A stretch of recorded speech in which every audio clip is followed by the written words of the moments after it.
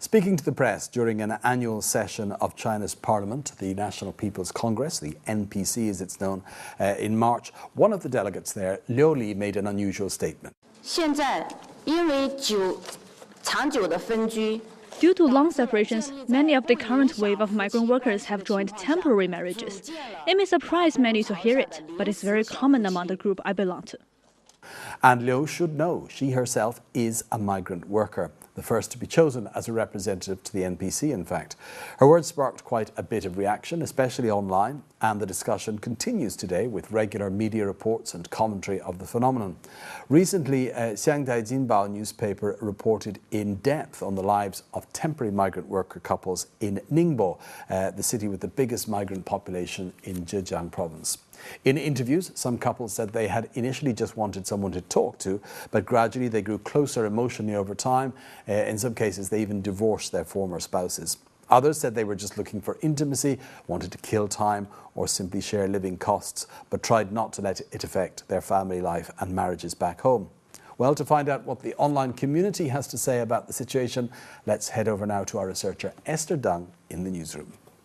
So Esther, those are some explanations for why these marriages happen from that report in Ningbo at least. What sort of reasons have you seen from net users coming up with? Well, first of all, I'll just give you some figures from China's Ministry of Health, which says that in the majority of cases, it's simply down to psychological needs. Statistics from the Ministry of Health claim that 80% of migrant workers in China feel they lack sexual satisfaction, which is understandable if you remember that most of these are relatively young single people. And this poster on iPhone.com agrees. It is due to physical needs and also due to psychological emptiness. And a poster from Beijing is a bit more poetic, but it's on the same page. A man is not a blade of grass or a tree, which don't require emotional release. While others feel the fundamental reason is separation over distance and time. Whatever the individual reasons behind the phenomenon, many posters feel the government also plays a role in the situation. Farmers are rushing to give up the land and migrate to cities for work. The result is abandoned land, left behind children, separation from spouses, disordered life, and unbalanced cities. Is this China's development direction? Farmland being turned into buildings and 1.3 billion people being fed on imported grain? The government needs to think this over carefully. Right, now these are all causes or social effects to do with China's migratory population, this huge population of migrant workers. But to get back to this particular phenomenon, the temporary marriages mentioned by Liu Li, what have they to say about this? Do they support it, understand it, criticize it? Okay, well, firstly, a poster named Mao Jianguo has this to say. Sure, these cases do exist, but we shouldn't over-exaggerate how frequent they are. And I have to say there are quite a few who voice disapproval of this temporary living-in relationships. This poster, 一份心情, argues, imagine if people in the whole of society did this. Where would the family responsibility go? Is there no bottom line for loyalty to the family?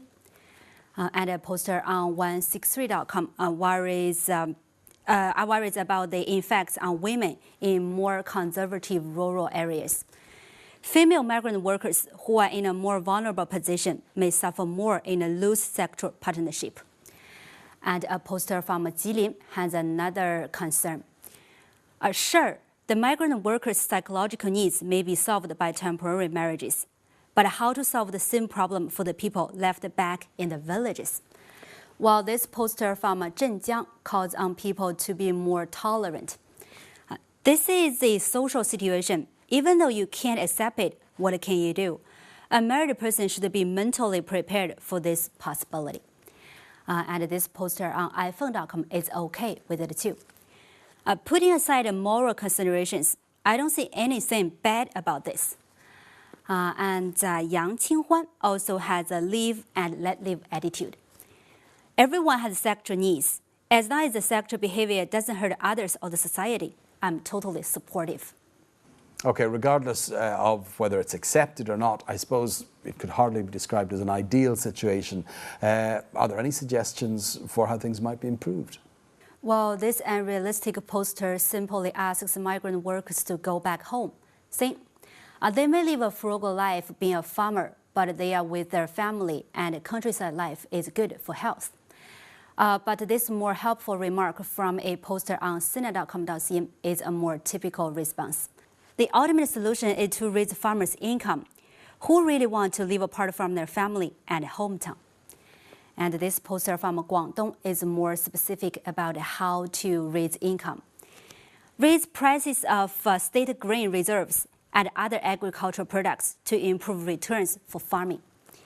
And 渴望蓝天 777 adds, more support can be given to small and middle-sized enterprises in the rural areas so they can work close to their hometown. And 迟墨 on Sohu.com has another government-related solution. The government could approve appropriate family leave to migrant workers and reimburse their travel expenses. And Liu Li, who first exposed the problem, suggests providing affordable housing or cheap renting to migrant workers to avoid separation, which is supported by Yang Tao. He remarks, apart from housing, household registration and education can also be considered. Finally, we have Gu Zhongyang, who suggests working skills of the people left behind can be raised through training so that the couple can work in the city together. The city should also accept their family members and create better living conditions for them. Okay, thanks for that, Esther. And that was China Take researcher Esther Deng with online reaction to that phenomenon of temporary marriages amongst China's millions, tens of millions of migrant workers.